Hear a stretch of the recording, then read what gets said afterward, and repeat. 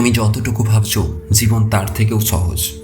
তুমি কি সব সময় চিন্তা করো জীবনে কিভাবে সফল হব, টাকা পয়সা আসবে কোথা থেকে, মানুষ আমাকে কিভাবে দেখবে?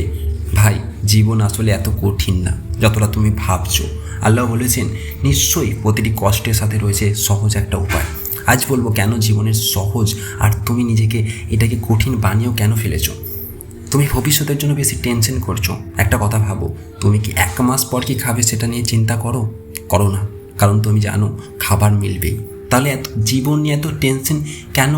জীবনে অন্য বিষয়গুলো নিয়ে এত দুশ্চিন্তা কেন? আল্লাহ বলেছেন তোমাদের জন্য আকাশ থেকে বৃষ্টি বর্ষণ করি, তোমাদের রিজিক দিই, তাহলে তোমরা কেন ভয় করো? তুমি শুধু চেষ্টা করো, ফলাফল আল্লাহর হাতে ছেড়ে দাও। তুমি যা হারিয়েছো সেটার পেছনে পড়ে আছো। অনেকে ভাবে আমরা যদি চাকরিটা থাকতো অথবা আমি যদি ওই মানুষটাকে না হারাতাম, কিন্তু আল্লাহ বলেন যা হারিয়ে গেছে তার জন্য দুঃখ করো না, যা পেয়ে গেছো তাতে অহংকার করো না। আসল কথা কি জানো? জীবন যা হারাবে সেটা তোমার জন্যই ভালো ছিল, কারণ আল্লাহ কখনো তোমার ক্ষতি চান না। তুমি অন্যের সঙ্গে নিজের জীবন মেলাচ্ছ। আজকাল সোশ্যাল মিডিয়ায় সবাই সুখী দেখায়, কিন্তু জানো কি 80% মানুষ ক্যামেরার সামনে যা দেখায় বাস্তবে তার উল্টো।